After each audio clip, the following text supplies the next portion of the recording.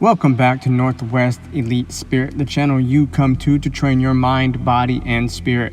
I'm Coach Brian. If you haven't hit that subscribe button yet, do that now and make sure to ring the notification bell to stay up to date on any of my newest releases. This is Stop Being Ordinary, from Encounters with the Nagual, Conversations with Carlos Castaneda by Armando Torres, from the chapter Practicing Silence. As a base for inner silence, Carlos suggested that I fight against what he called my domestic condition. That is, my membership in a social group. He referred to that as a first step toward freedom.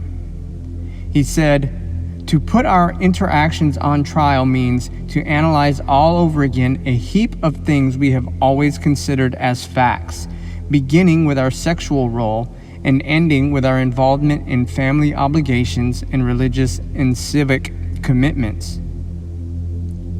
The purpose is not to judge or to subvert anything, but to observe. Observing in itself has an effect on things. I asked Carlos to explain how the passive act of witnessing can modify anything.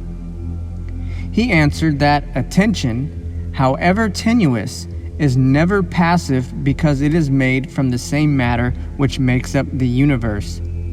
Even the mere act of exercising our attention implies an energy transfer. Carlos explained, saying, "It is like velocity, which when applied to an object adds force to it.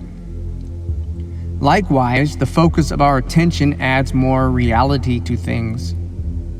However, our common reality has a limit. Beyond that limit, the world we know disintegrates. The secret of the sorcerers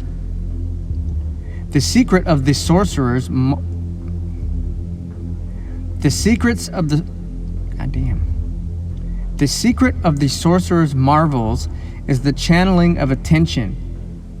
It does not matter how they apply it, nor whether for good or for bad. The sorcerer's intention is that which changes, not the force of their focus. For the new seers, the magic of sorcery is not in its results, but in the ways we get to them.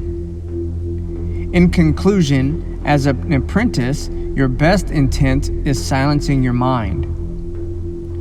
The next time I returned to see Carlos, I admitted that, although I had spent much time trying to follow his advice, I did not notice any substantial advance in my struggle to achieve inner silence.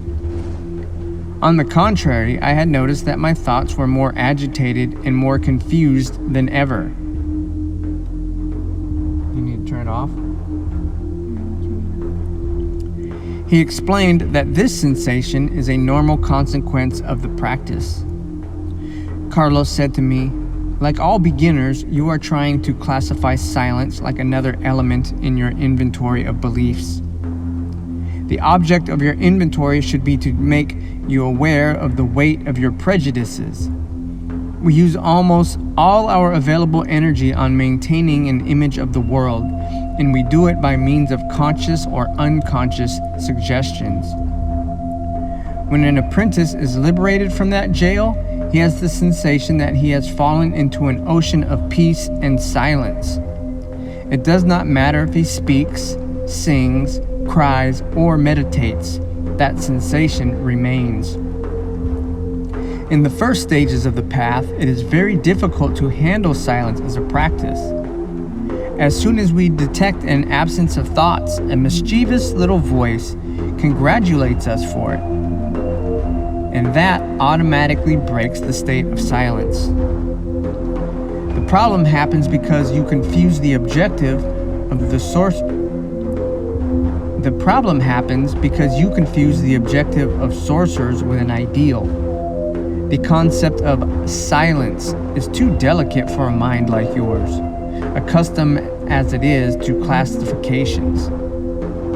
It is obvious that you have thought about the exercise in auditory terms as a lack of sound, but that is not what it is about.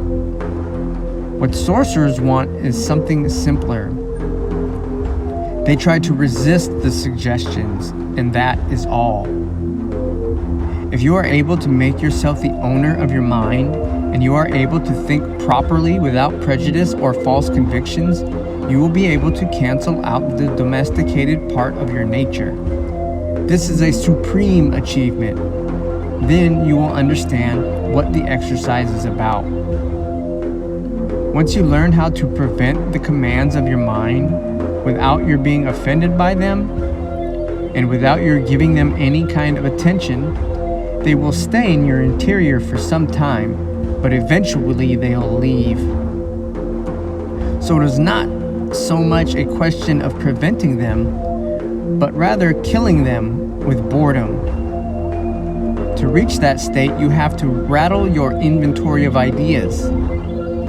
I asked you to begin with your beliefs, but it would have worked equally well if, for example, you had listed all of your relationships and affections, or the most attractive elements in your personal history, or your hopes, goals, and concerns, or your likes, preferences, and aversions.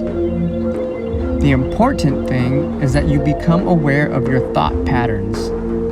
The maintenance of all inventories is based on the order of its components.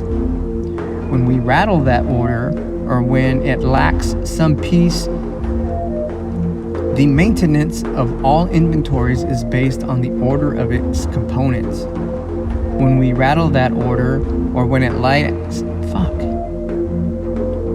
The maintenance of all inventories is based on the order of its components.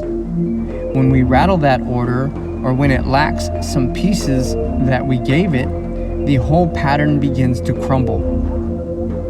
This is the way it is with routines of the mind. If you change one parameter, suddenly there's an open door where once there was a wall, and that changes everything. And the mind will tremble.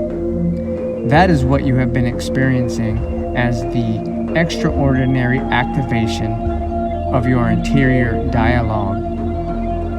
You did not even notice your interior dialogue before, but now you know it is there.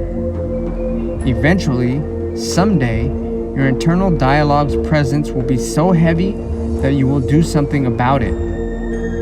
That day you will stop being an ordinary man and will become a sorcerer.